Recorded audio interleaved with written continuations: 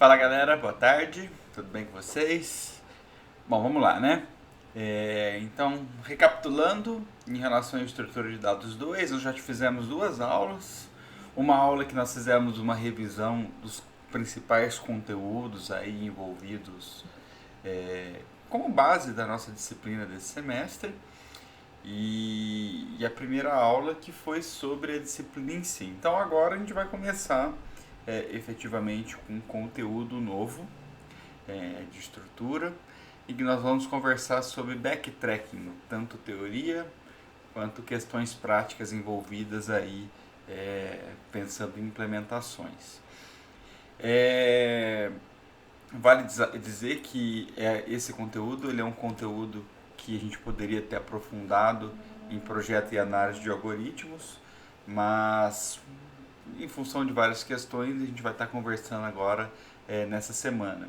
Então a ideia principal dessa aula é falar sobre backtracking, trazer a sua definição, né, algumas aplicações e exemplos, justificar do porquê utilizar, um algoritmo genérico que nos faça pensar, seguindo essa abordagem de backtracking.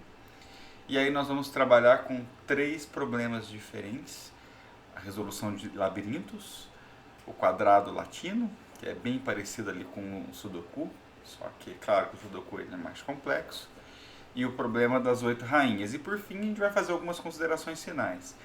Então, para começar, só para deixar claro, o backtracking ele é do mesmo conjunto de paradigmas quando a gente aprende lá divisão e conquista, algoritmos gulosos, programação dinâmica, nós temos o backtracking.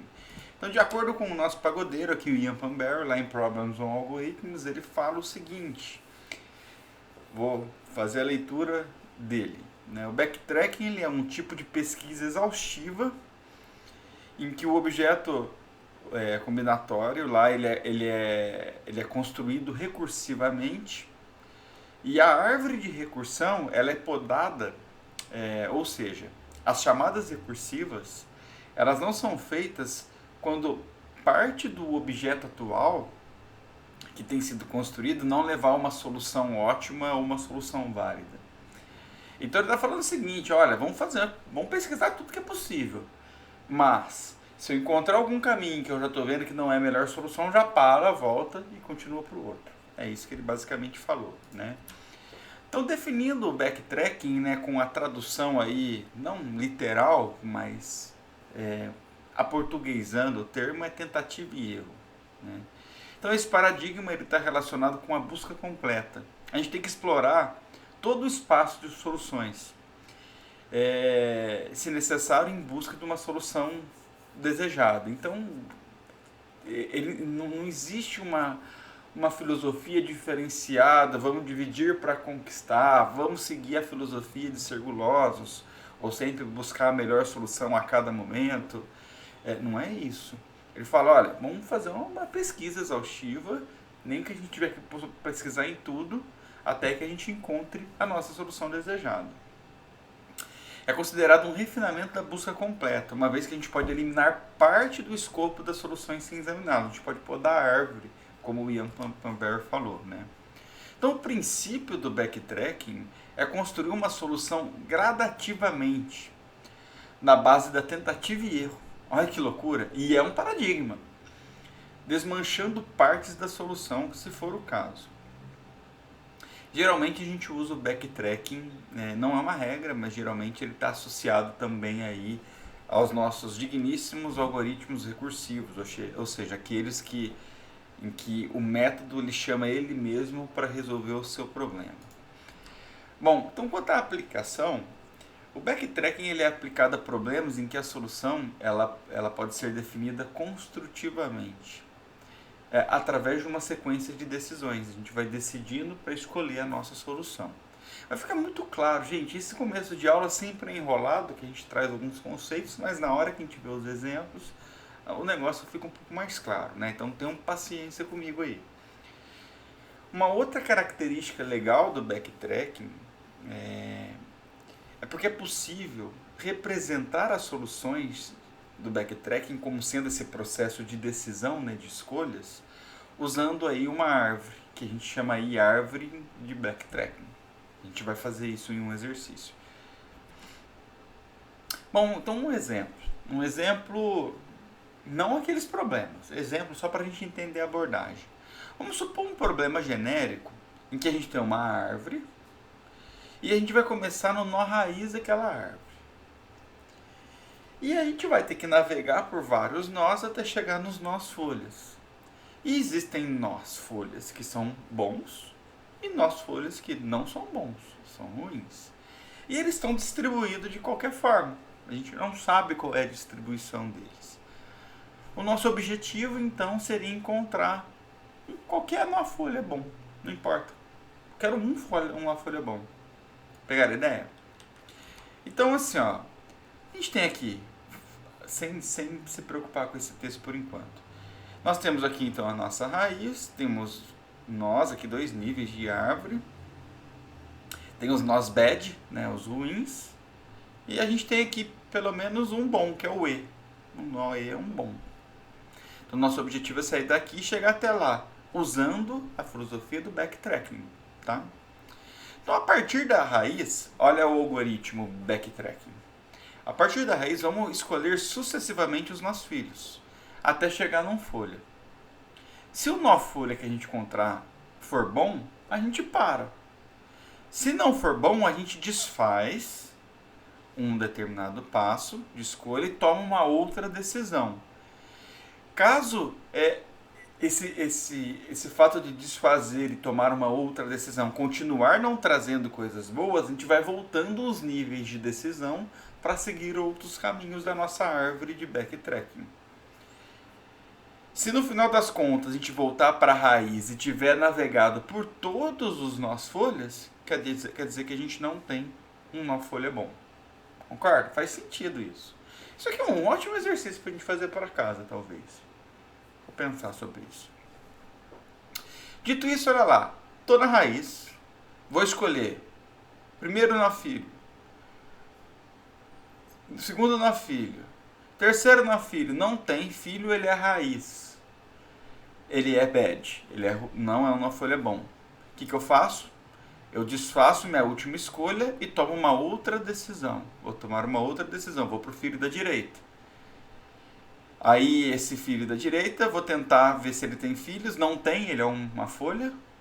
Então, ele é uma folha ruim. Está marcado como bad, tem um status de ruim. Eu volto. Na hora que eu voltei esse nível não tinha mais nenhum filho. Então eu volto mais um nível, que no caso aqui é a raiz. Agora eu vou seguir um outro filho dessa raiz, vir por B. Vou para o primeiro, da esquerda.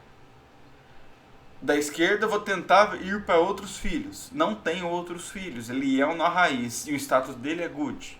Encontrei, acabou, encontramos a solução. E eu poderia fazer isso quantas vezes for. Essa é a ideia do algoritmo do backtracking. Perceberam? A gente vai fazer uma busca exaustiva. Pode ser que, inclusive, eu tenha que percorrer por todas as soluções possíveis. Aqui a gente tem uma ideia de recursividade, se é que vocês conseguem perceber, né? E a gente traz a solução na tentativa e erro, como diz o backtracking. Muito bem, então, justificativa do porquê utilizar o backtracking. Bom, se existir mais do que uma opção disponível para cada uma das N decisões, a nossa busca ela pode ser uma busca exponencial.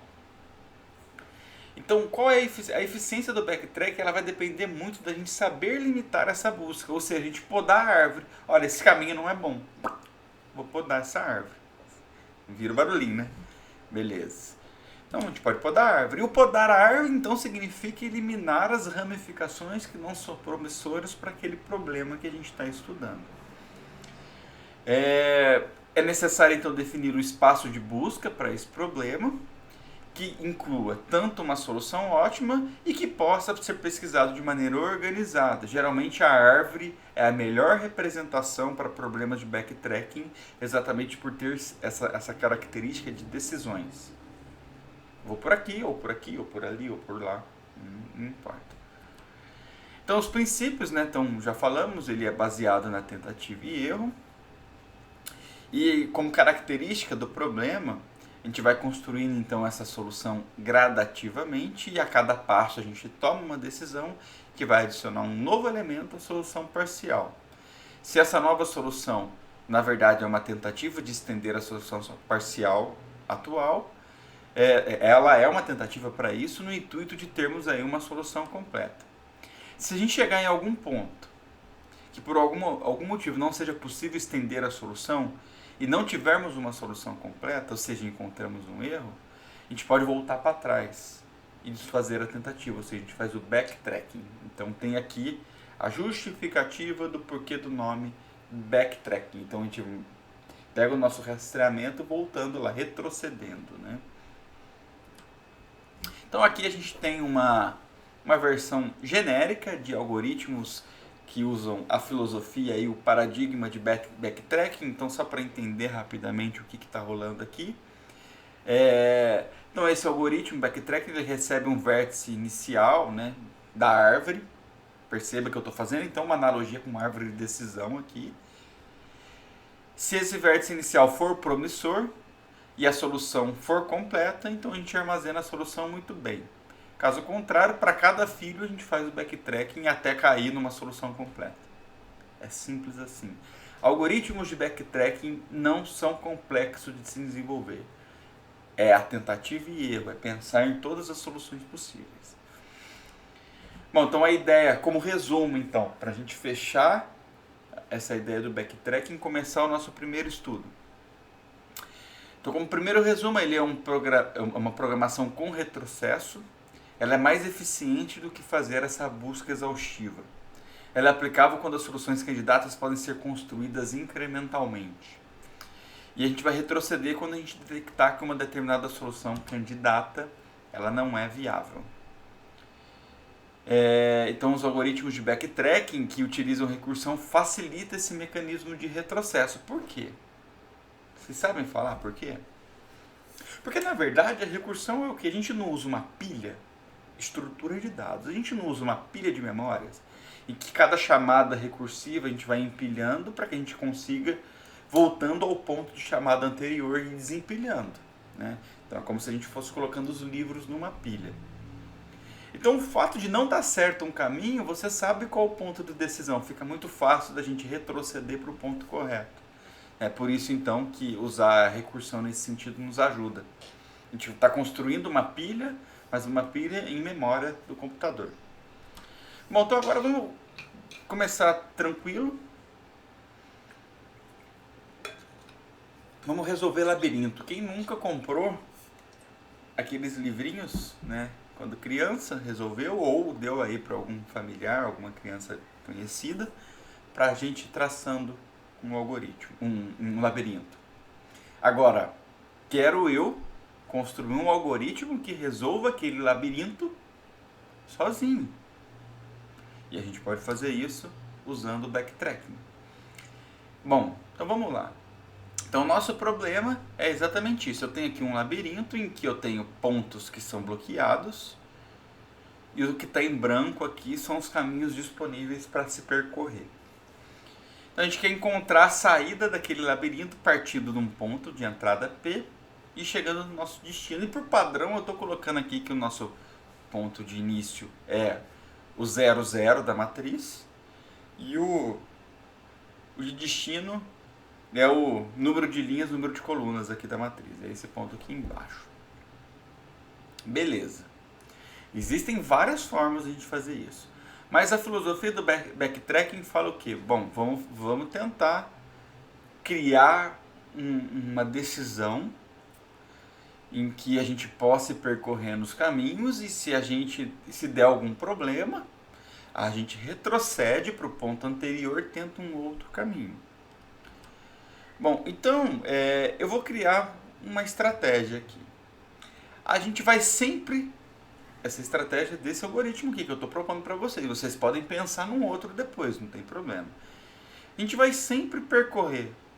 Eu vou tentar percorrer para a direita. Se não der certo, eu vou percorrer para baixo. Se não der certo, eu vou percorrer para a esquerda. Se não der certo, eu vou percorrer para cima.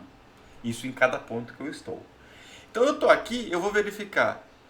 Então, é no sentido horário. a nossa verificação nesse sentido aqui, beleza? Então, eu vou percorrer para a direita, é possível? É possível. Vou percorrer para a direita, é possível? É possível. Vou percorrer para a direita, é possível? É possível. E agora, vou percorrer para a direita, é possível? Não é possível. Vou percorrer para baixo, é possível? É possível. Vou percorrer para a direita, é possível? Sim, é possível. Vou percorrer para a direita, é possível? Sim, é possível. Vou percorrer para a direita, é possível? Não é possível. Ó, é o final do meu labirinto, é uma barreira, parede. Vou percorrer para baixo, é possível? É possível. Muito bem. Vou percorrer para a direita, é possível? Não é possível. Para baixo, não é possível. Para a esquerda, não é possível. Para cima, foi da onde eu vim. É da onde eu vim? É. Então vou retroceder para esse ponto, porque esse ponto aqui eu poderia voltar e tentar percorrer para a esquerda, que não pode, porque foi da onde a gente viu, ele já está preenchido, e a gente pode tentar ir para cima. Beleza? E a hora que a gente veio aqui, a gente vai tentar percorrer para a direita, não pode, para baixo não pode, para a esquerda não pode, para cima não pode. Lembrando que a cada vez que eu percorri, é como se eu marcasse que aquele caminho já foi passado. Muito bem, aqui eu não posso ir em lugar nenhum. Então eu tenho que retroceder para cá. Aqui eu já fiz tudo. Aqui a gente já tinha percorrido só para a direita. Eu não tinha tentado para baixo. Ó, tanto que eu nem tinha colocado essa setinha da falha, né? Então a gente vai tentar para baixo, não pode. Para a esquerda, não pode. Para cima, não pode, porque a gente tem esses bloquetes bloqueando aqui o nosso caminho. Então eu vou retroceder. Beleza, agora eu vou percorrer. Tinha percorrido para a direita, vou percorrer para baixo. Muito bem. Vou percorrer para a direita, não posso. Para baixo, não posso. Para a esquerda, posso. Vou percorrer para a direita, não posso. Eu vim daqui. Para baixo, não posso. Para a esquerda, posso. Vou percorrer para a direita, não posso. Para baixo, posso. Beleza. Vou percorrer para a direita, não posso. Para baixo, eu posso. Vou percorrer para a direita, posso. Para a direita, posso. Para a direita, posso. Para a direita, posso. O meu ponto de destino foi encontrado? Foi. Funcionou o nosso algoritmo para resolver labirinto usando a ideia do backtracking, em que nós estamos considerando o nosso labirinto como uma matriz que tem tantas linhas, tantas colunas. Eu tenho o meu ponto de início, eu tenho o meu ponto de fim. Cada lugar bloqueado na nossa matriz, ela recebe valores zeros e uns. Cada lugar bloqueado, então, está com 1. Os lugares que eu tenho disponível para percorrer estão com 0.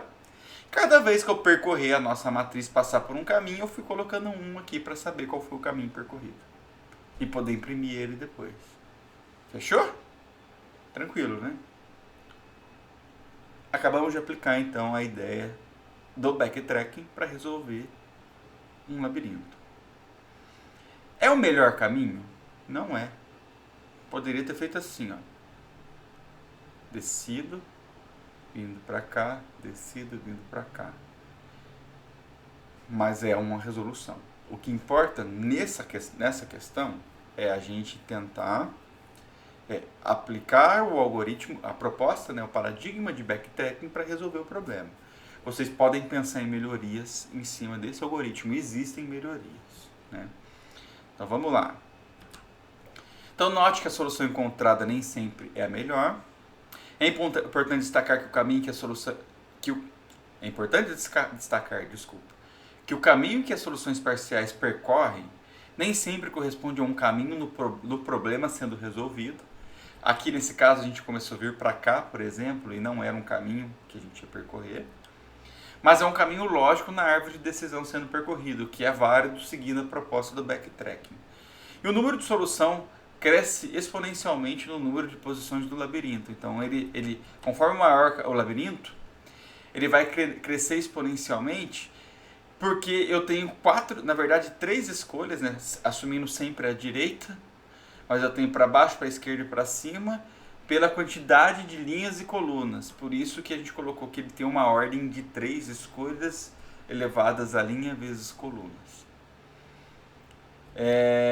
Bom, esse é um algoritmo que eu vou apresentar a solução parcial. E depois, como trabalho para casa, eu vou querer que vocês juntem esses métodos e tragam a resolução do labirinto, inclusive que seja o labirinto da nossa aula, tá? Então a gente pode ter três funções principais. Eu tenho uma função que eu estou chamando, são três funções inteiras. Essa é uma função que eu chamei de pós-válida, que é a posição válida. Então ele vai verificar se a posição atual ela é válida. Ou seja, se ela pode ser percorrida. Eu posso ir por aquele caminho? Pode. Beleza.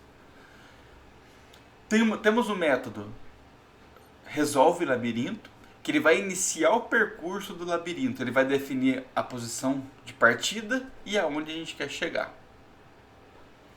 E temos o resolve labirinto recursivo, que vai criando a nossa pilha de recursão na memória para criar os pontos de backtracking, os pontos de retrocesso. E ele vai resolver então o nosso labirinto usando a técnica do backtracking. Beleza.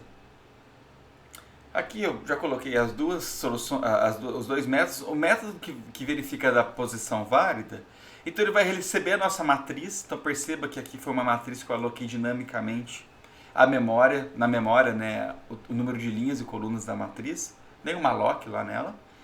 Então é uma solução que no caso aqui eu estou trabalhando com a linguagem C. Eu quero saber a posição linha e coluna, aquela posição linha e coluna da matriz, se é válida ou não. Então é essa linha e coluna que está sendo verificada. E aqui eu tenho o número de linhas e o número de colunas do meu labirinto. Beleza. Para verificar se é válida, eu tenho que garantir se aquela linha ela é maior do que zero e se é menor do que a quantidade de linhas. E também se aquela coluna ela é maior ou igual a zero e que é menor do que o número de linhas e colunas. Se eu tenho o valor zero na matriz labirinto para aquela linha em coluna, quer dizer que ela não foi preenchida ou não é um caminho bloqueado. Então eu vou retornar como 1. Eu posso ir por lá, caso contrário não. Beleza?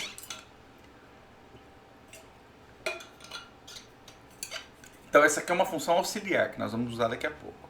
E uma outra função que é que começa o processo, que é o resolve labirinto, que é essa função que eu tenho que chamar lá do meu método main, da linguagem C, por exemplo. Eu passo o labirinto e a quantidade de linhas e colunas. E aqui, para imprimir o caminho percorrido, eu vou simplesmente retornar o outro método que nós vamos apresentar daqui a pouco, que é o resolve labirinto recursivo, que é o que aplica a técnica de backtracking, passando o meu labirinto, a posição inicial, que é a posição 0, 0, ou seja, é essa posição. E a posição final, que é essa daqui, que é o número de linhas menos 1 e o número de colunas menos 1. Tá aqui, número de linhas menos 1, quantidade de linhas e colunas menos 1. E mais a quantidade de linhas e quantidade de colunas. Foi dessa forma que eu fiz. Vocês podem melhorar isso. Tem formas, a gente poderia estar usando um struct, por exemplo, para melhorar isso. Talvez é uma boa alternativa. Criar um struct do labirinto, que tem o número de linhas, o número de colunas e a posição, e as posições. Como matriz, né? Muito bem. E aí a nossa função recursiva, que aplica o backtracking para resolver. Então a gente já viu que ele recebe. Então, se ele encontrou, ele não encontrou, eu tenho uma outra variável auxiliar, que é um k iniciando em 0. Eu verifico se a posição do meu labirinto, que é a posição que eu estou começando, se é válida. Se for válido, eu vou colocar como... Eu posso percorrer ela? Posso. Colocar 1 para ser o caminho percorrido. Vou imprimir que eu estou percorrendo aquele caminho. E aí a gente vai verificar. A linha que eu estou, ela é igual a destino. E a coluna que eu estou é igual a coluna de destino. Se for, quer dizer que a gente encontrou. Eu imprimo aonde nós estamos e falo que achou. Caso contrário, a gente vai fazer um while. Se não achou, e com k sendo menor do que num move é uma constante que eu defini como sendo 4, que é o número de movimento possível, que é para a esquerda, para baixo, que é para a direita, para baixo, para a esquerda e para cima. E o que representa essa movimentação em matriz? Movimentar para a esquerda seria manter a linha, desloco 0 na linha e desloco coluna 1. Então, esse aqui é a representação do movimento para a esquerda. Então, eu tenho também aqui dois arrays instanciados globalmente, que é o deslocamento de linha em coluna para representar cada um dos movimentos que a gente tem. Então esse aqui é o movimento para a direita. Como que seria o movimento para baixo? Para baixo eu ando a linha a linha 1, mas mantenho a mesma coluna. Para a esquerda eu mantenho a linha, mas desloco a coluna menos uma posição. E para cima eu desloco a linha menos uma posição e não mexo nada com a coluna. Então, guardem isso. E aí no nosso while, que enquanto não achou e o k for menor que zero, eu vou tentar encontrar um achou resolvendo o labirinto recursivamente. E se eu encontrar a solução eu paro, por isso que eu coloco o achou aqui para parar esse while. E na hora que eu for chamar esse labirinto recursivamente, eu continuo mandando a minha matriz. Só que eu vou deslocar a minha linha pelo deslocamento da linha e a coluna pelo deslocamento da coluna, que são esses movimentos para direita, para esquerda, para baixo, para esquerda e para cima. Mantendo as linhas destinos e a quantidade de linhas. Isso daqui já vai aplicar recursivamente até a gente encontrar todos os 4 caminhos que a gente tem para cada posição. E enquanto ele não for encontrando, a gente vai aumentando, né, vai incrementando, e aí a gente tem a nossa solução final. Legal, né? Fechou. Dito isso, a gente simplesmente fala que retornou, que a gente achou a solução e a gente já foi imprimindo o caminho aqui no meio. Bom, o que não tem aqui implementado? A gente não tem implementado um método talvez para imprimir o caminho. Nós não temos implementado a construção do labirinto, que a gente pode inclusive implementar no próprio main. Percebam, dentro do main, a gente teria que chamar esse método depois do labirinto ter sido construído. Ou seja, a gente já ter criado essa matriz, em que essa matriz eu já fui lá e já coloquei que, por exemplo, a posição 0, 1, 2, 3. Na linha 0, coluna 4, tem 1. Ou seja, eu já criei esse bloco. Então a gente já tem que ter construído isso. Então percebo que essas são as únicas coisas que a gente não tem. Então fica aí para vocês estudarem para casa e fazer funcionar aí a resolução do labirinto. Mas checked, né? A gente conseguiu resolver. Agora a gente vai para um outro problema, que é um problema muito conhecido, inclusive na estatística, mas a gente pode resolver aqui computacionalmente falando, que é chamado quadrado latino. Ele é a base para o Sudoku, não sei como é que fala. Qual que é o problema? O problema então do quadrado latino é que a gente já tem uma matriz que já está previamente preenchida somente com as letras A, B, C e D. E o problema é o que? A gente tem que complementar essa matriz nos espaços em brancos, nessas lacunas que a gente tem, também com as letras A, B, C e D. De tal forma que a gente não possa ter letras repetidas na mesma linha e na mesma coluna. Então eu não posso ter 2 Bs, por exemplo, na mesma linha nem na mesma coluna. Isso é válido para todos eles. Então é a mesma ideia do Sudoku, só que o Sudoku ele tem do 1 ao 9. Né? E ele tem lá, são 9 matrizes ali, né, que a gente vai variando. Só que a gente quer resolver isso usando a técnica do backtracking, ou seja, a gente tem que ter essa parada do retrocesso. Tentei, não consegui, tentativa, erro, ajusta para ver o melhor. A gente pode talvez, para resolver o problema do quadrado latino, usar a mesma ideia do labirinto. Faz sentido, eu acredito. Que jeito? Vamos lá. A gente pode ir na tentativa e erro. Eu posso começar... detalhe. Para esse exemplo, estou apresentando o conceito da árvore de backtracking, que é para ilustrar as nossas decisões todas para a resolução desse quadrado latino exclusivamente, e depois a gente ter o caminho correto de percurso, ou seja, a solução correta. Tá? Eu não fiz isso para o primeiro exemplo. Então vamos fazer para esse. Então nossa primeira escolha é o seguinte, a gente pode escolher A, B, C ou D. Beleza? E a gente tem uma matriz, a gente pode varrer as linhas, linha a linha. Só que cada vez que a gente lê a linha, a gente tem que garantir que aquela coluna a gente não tem também aquela letra que a gente está inserindo. Né? Então vamos lá. Eu posso colocar o A aqui. O A, ele é possível, porque eu não tenho aqui e não tenho aqui. Beleza, eu vou para o próximo. Eu posso colocar o A aqui. Perceba, eu vir, fiz o A, agora eu posso colocar o A de novo. O algoritmo ele é burro, o backtrack. Ele tenta, não é possível. Eu vou tentar então o B. Então minha árvore ele aumenta mais uma folha. Mas o B também não é possível, porque o B eu tenho tanto na linha quanto na coluna. Eu posso então tentar o C. O C, ele é possível. Eu não tenho nem nessa coluna e nem nessa linha.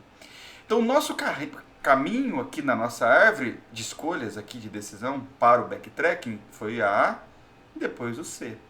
E se eu tiver que retroceder, eu sei exatamente os pontos de retrocesso. Então agora eu vou para a próxima linha. A partir daqui do C, né? A gente vai tentar o A. O A ele é possível aqui. Por quê? Porque o A não tem nessa linha nem nessa coluna. E aqui, então, a gente pode então pular já para cá, porque esse é preenchido, esse é preenchido. E aqui a gente pode pular para essa última coluna com A, mas o A já foi preenchido. Com B, o B também já foi preenchido nessa linha. Com C, o C também já foi preenchido. Com o D, puxa vida, putz grilhos, o D também já foi preenchido. Então isso quer dizer o quê? Que essa escolha de A não foi uma escolha boa para cá, porque as alternativas que sobrou para cá não foram boas. Então a gente vai retroceder para a nossa solução anterior, voltei, essa não foi boa. A partir do C, a próxima escolha que eu tenho é o B. O B não é possível, porque está nessa coluna e nessa linha. O C é possível, porque não tem nem nessa coluna e nessa linha. Aí sobe para cá o A. O A ele é possível, porque também não tem nessa linha, nessa coluna. Então a gente acabou de criar um caminho A, C, C, A. Muito bem. Agora a gente vai para a próxima linha. Na próxima linha, a gente vai ter que começar, é claro, do A. O A, ele por enquanto é possível. Não tem nem nessa coluna, nem nessa linha. A gente vai pular para cá. Para cá, então a gente vai continuar. A. A não é possível, tem tanto na linha quanto na coluna. B. O B é possível. O B é possível porque nem tem na linha nem na coluna. Muito bem. Então nossa árvore está crescendo. Agora a gente vai finalmente para a última linha. A partir do B. A gente vai tentar no nosso espaço em branco o A. O A não é possível. Eu tenho nessa coluna. O B. O B é possível. Eu não tenho nem na linha nem na coluna. Então o B é uma boa escolha. Próximo espaço em branco. A gente vai tentar o A. O A é possível. Eu não tenho mais espaços em brancos. A gente acabou de resolver o nosso quadrado latino, em que a gente precisou, na árvore de backtracking, percorrer o caminho AC, CA, AB, BA. Perceba que todas essas folhas que não estão marcadas foram os erros da nossa tentativa. Nem sempre são as melhores escolhas, mas o importante é a gente encontrar a resolução. Pegar a ideia? Pegar a lógica? Então, esse é um exercício que eu não vou mostrar o algoritmo para vocês, até para deixar vocês praticarem em casa. Mas assim, eu acredito que está claro o que a gente tem que fazer, né? Nós temos uma matriz com um número de linhas e colunas. Essa matriz já tem que vir previamente preenchidas com letras A, B, C e D. Se você quiser simplificar, vocês podem colocar números inteiros 1, 2, 3 e 4, representando o A, B, C e D, por exemplo. Né? O que mais? Uma vez preenchido, a gente vai varrendo a linha, procurando todos os espaços em brancos. Enquanto a gente... Se não for espaço em branco, a gente vai para o próximo. Se não for espaço em branco, a gente vai para o próximo. Na hora que tiver um espaço em branco, a gente vai verificar o A e a gente vai comparar com todos os elementos da linha e da coluna.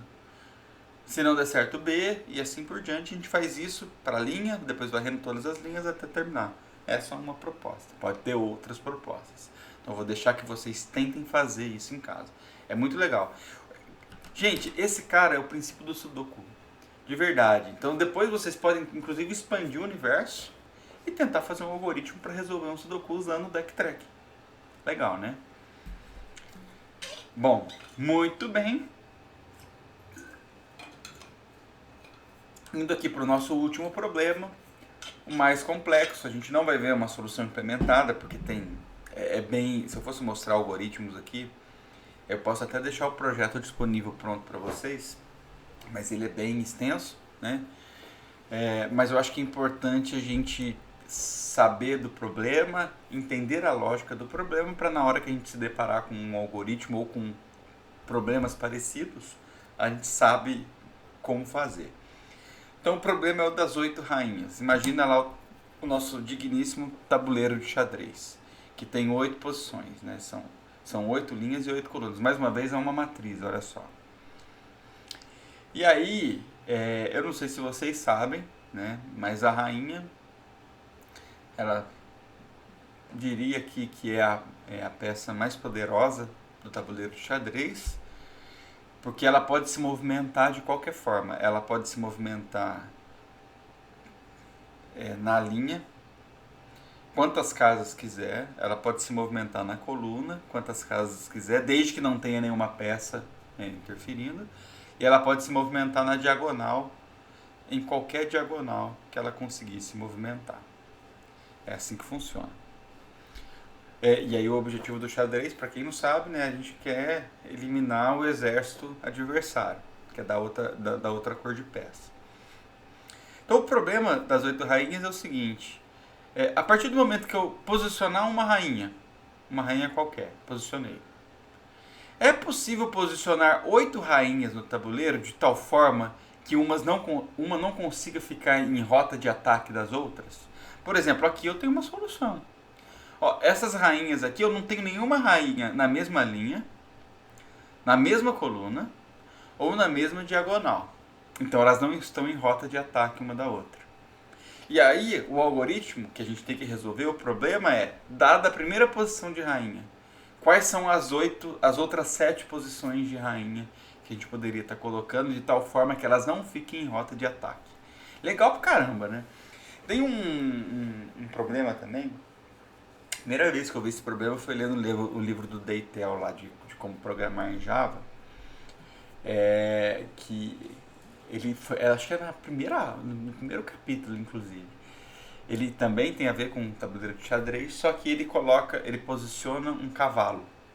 O cavalo, ele anda sempre em L. Não importa para onde vai ser o L, mas ele sempre anda em L. E o L é sempre um movimento mais 2 para formar o L, ou 2 movimentos mais 1 para formar o L, não importa para onde. E aí o algoritmo que o Deitel pede é posicionado o cavalo em qualquer casa do tabuleiro de xadrez, para a gente imprimir o caminho em que aquele cavalo vai percorrendo o tabuleiro, de tal forma que conforme ele for percorrendo, a gente vai imprimindo o caminho e ele não pode parar em cima de nenhuma casa que ele já percorreu. A gente resolve também com o backtrack. Então esse é um outro algoritmo bacana para a gente estudar aí, em relação ao backtrack. Mas voltando então aqui ao nosso problema da rainha, uma solução ingênua qual é? Né? Seria a gente tentar as 8 elevado a 8 tentativas, colocando a rainha em cada uma das casas e vendo se não está em conflito. Isso aqui é muito grande, ó, 17... É 8 elevado a 8, porra. 17 milhões aqui, sei lá que tamanho é isso. Só que a gente sabe que 2 rainhas não pode estar nem na mesma coluna, não pode estar nem na mesma coluna nem na mesma linha, mas a gente já sabe que elas não podem estar na mesma coluna. Então a gente poderia reduzir esse problema de uma maneira bem simples por enquanto, permutando a posição das colunas, das rainhas nas linhas com as colunas. Então, por exemplo, a gente usaria a linha 2, 4, 6, 8, 3, 1, 7. Então, 2, 4, 6, 8, aí 1, 7, 5, por exemplo. Então a gente vai mudando aqui a coluna e cada um numa linha de tal forma para garantir que a gente não cria o problema, representando a solução abaixo, né? E quando a gente fala isso, é importante a gente deixar claro o seguinte: quando a gente fala assim, ó, linha 1 igual a 2, o que significa isso? Significa que a rainha da coluna 1, a coluna 1, está posicionada na linha 2. Linha 2. Então aqui, 5,3 significa que a rainha da nossa coluna 5 está posicionada na linha 3. É isso que significa esse linha, tá? Se a gente modelasse esse problema, melhoraria muito. Né? Ele cairia para algo próximo ali do 8 fatorial, que é 8K, que melhorou. A gente ainda pode continuar melhorando. Imagino que vocês já estão com ideias boas aí. A gente sabe também que duas rainhas não podem ocupar a mesma diagonal, porque a diagonal também é um problema. E como que eu sei que duas rainhas poderiam estar na mesma diagonal? Que conta matemática a gente poderia fazer? Por exemplo, para esse daqui, saber que ela está na mesma diagonal desse aqui. Como que a gente pode fazer? Se a gente subtrair a linha de um pela linha do outro e a coluna do um pela coluna do outro, tem que ser igual. Porque daí quer dizer que a gente mantém a mesma proporção de diagonal. Então, suponhamos que a rainha A está posicionada em I e J, e a rainha B está posicionada em K e L. Se a gente subtrair o I do K e o J do L, e isso for igual, quer dizer que tem a mesma proporção. Então, a gente sabe que está na mesma diagonal. Então, a gente pode acrescentar isso no nosso algoritmo do problema das 8 rainhas.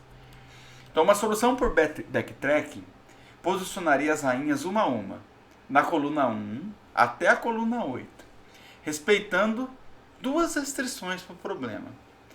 Caso o posicionamento de uma rainha viole alguma das restrições, ou seja, o erro, o último posicionamento, que é a tentativa, é desfeito realizando uma nova casa. Né? A gente vai fazer uma nova tentativa. E no caso de não haver uma tentativa, o posicionamento da rainha anterior também é desfeito. E assim sucessivamente até a gente encontrar todas as possibilidades ali com uma nova tentativa. Por fim, a gente tem que verificar, é necessário verificar a condição de que uma das rainhas está na posição original descrita pelo problema, dependendo, é claro, ali do nosso enunciado. A gente poderia ilustrar com uma árvore de backtracking, mas aqui é muito reduzido, né? Uma ilustração parcial para 4 rainhas só. Então perceba que aqui é 8 a 8, né? A gente está com uma matriz 8 por 8. Aqui eu estou com uma matriz 4 por 4. A gente poderia posicionar aqui e tal, não sei o que, mas supondo que o nosso posicionamento está aqui, a próxima rainha a gente poderia posicionar aqui, mas não pode. Poderia posicionar aqui, mas não pode. Aqui não pode porque está na diagonal, a gente faz a conta, vai ver, não pode. Aqui está na mesma coluna, então o I igual a J, o I delas, o J delas é igual, na verdade, também não pode. Aqui também não pode porque a gente fizer a linha das duas menos a coluna das duas, vai dar a mesma proporção, que é a diagonal. Aqui a gente poderia, então aqui é o nosso caminho. A partir daqui, a gente vai tentativa e erro. Vou posicionar na primeira posição possível. Vou verificar que aqui eu não tenho nenhuma linha, batendo com o que já existia. Linha não tem, coluna não tem, e não tem as contas da diagonal com as rainhas que a gente já tinha posicionado. Então é uma boa solução. Agora a gente pode tentar posicionar na linha de baixo. Na linha de baixo vou tentar na primeira posição, não posso porque ela mantém a mesma coluna. Na segunda posição não posso porque está nessa diagonal. Na terceira posição não está na diagonal, não mantém não quebra nenhuma restrição com as rainhas anteriores. Pronto, a gente acabou de ter uma solução resolvendo aí o problema, que é um problema que existe, que é 4 rainhas, 4 queens, 4 queens, né? Então é uma simplificação desse de 8 rainhas. A gente poderia fazer algumas melhorias usando backtracking para o algoritmo das 8 rainhas, de modo que a gente não faça uma pesquisa completa, como a gente está fazendo nesse exemplo que eu mostrei. São 4 melhorias que a gente poderia fazer. O poda do espaço de soluções, utilização de simetrias, proporções e alguma coisa já pré-computada para nos auxiliar. Então, discutindo sobre essas melhorias que a gente poderia fazer. Então, a poda do espaço de soluções, ao gerar soluções, a gente poderia deparar com uma solução parcial que não é viável. A gente já poderia cortar. Então a gente pode podar parte do espaço dessas soluções e se concentrar em explorar outras partes. Então, pensando nesse problema da rainha, se posicionarmos uma rainha, a rainha, vamos lembrar como que é, ó. Olha aqui, para vocês lembrarem. Linha 1, 2 indica que a rainha da coluna, então é coluna, linha. Então, voltando para cá, então a rainha que está posicionada na coluna 1, linha 2, e depois posicionarmos uma outra rainha na coluna 2, linha 1, ou coluna 2, linha 3, a gente não pode, porque a gente teria o mesmo problema do conflito da diagonal, porque se a gente subtrair a diferença aqui, ó, de 2, 1, dá 1, 2 menos 1 é 1, 3 menos 1 é 1, 2 menos 1 é 1, 2 menos 1 é 1. A gente vai ter a mesma proporção de diferença aqui. Então a gente não precisaria fazer isso, né? Então esses posicionamentos eles poderiam ser evitados. A gente poderia continuar a buscar a partir de uma dessas situações que jamais vai levar à solução viável, né? Dessa forma, podamos essas ramificações e nos concentramos apenas em posições válidas. Então, por exemplo, para esse caso, a gente não tentaria com 2 e com 3, a gente poderia tentar a partir do 4. 4, 5, 6, 7, 8. Então a gente melhorou. Não foi tanto, mas melhoramos. Agora, utilizando simetria. Alguns problemas, eles podem apresentar simetria em sua estrutura, que pode ajudar a nosso favor. Dessa forma, a gente pode utilizar uma dessas versões, né, da solução de espaço, reduzindo ali o tempo de execução do algoritmo. Então, pensando aí no problema das 8 rainhas, a gente sabe que existe somente 92 soluções. É conhecido isso. Só que 12 delas é única. As outras são sempre rotações ou reflexões. Então, essa solução, essa combinação, por exemplo, vou voltar, tá? Só para ilustrar. Vou voltar para cá. Essa daqui é uma solução conhecida. Se a gente rotacionar isso aqui, dando um giro nele assim, ó, é a mesma solução, só que é uma distribuição diferente. Dá o mesmo giro, é a mesma solução, que é uma situação diferente. Outro giro. Então a gente tem 4 giros para cada uma desses posicionamentos que a gente está brincando. Só para vocês perceberem o que eu estou querendo dizer. Então a gente poderia fazer rotações ou reflexão. Isso daqui refletido assim. É a mesma situação, né? Como se fosse o espelho. Então dessas 92, a gente poderia gerar 12 soluções únicas e, se necessário, todas as 92 a gente vai conseguir através de rotações, né? Ou reflexões dessas originais. A gente vai ter uma complexidade maior ao algoritmo, mas ele é muito mais fácil de trabalhar depois de estar pronto. Então as nossas 12 soluções originais, só para vocês saberem, são essas 12 aqui, ó. São sempre essas. Inclusive, um outro trabalho legal de fazer olha, dado uma matriz de tal tamanho,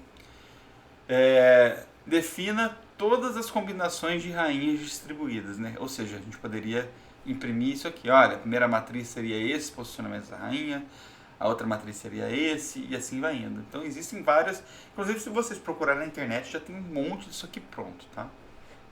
Então aqui estão todos os, perceba que esses não são simétricos e não são rotações de um do outro.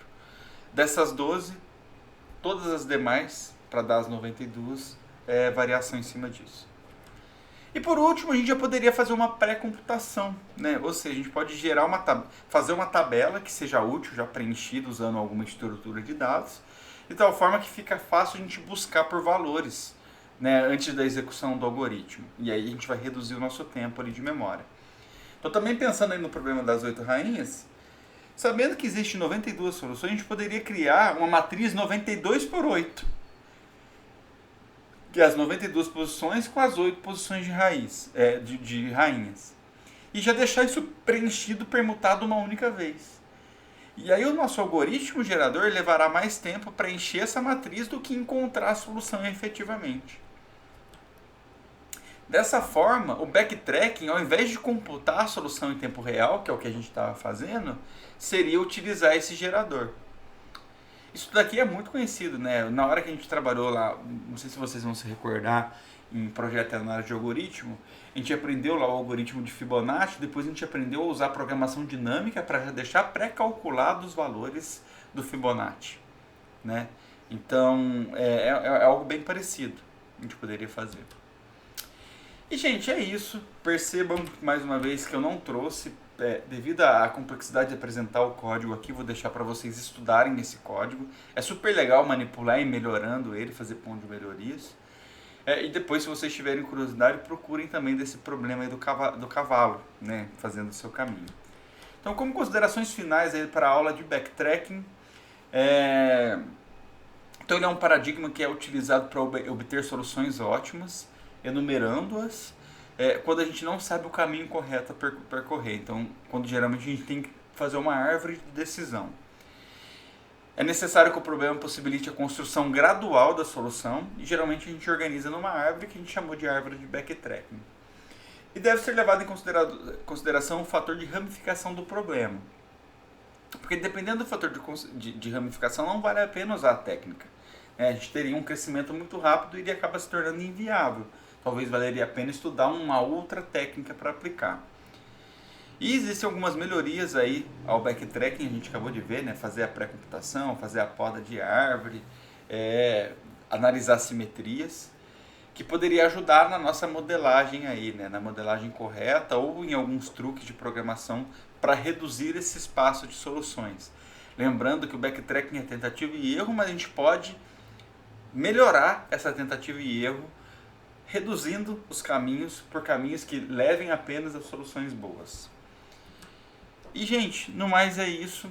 O objetivo dessa aula, então, foi apresentar o backtracking com a sua teoria e prática. Nós estudamos 3 exercícios, né, que foi do quadrado latino, foi da 8 rainhas e foi do labirinto. Fechamos uma questão pendente de projeto e análise e trazendo aí algumas questões de estrutura de dados também para a aula. E no mais é isso, gente. Eu peço que vocês entrem na plataforma depois para ver os exercícios que eu estou deixando para vocês resolverem. Tem exercícios mais teóricos de lógica, tem exercícios ali mais práticos de implementação. E em caso de dúvida nessa aula ou na resolução dos exercícios, eu espero vocês no nosso encontro da semana que vem. Tá bom? No nosso encontro semanal. Valeu, gente. Beijo. Boa semana de estudo para vocês.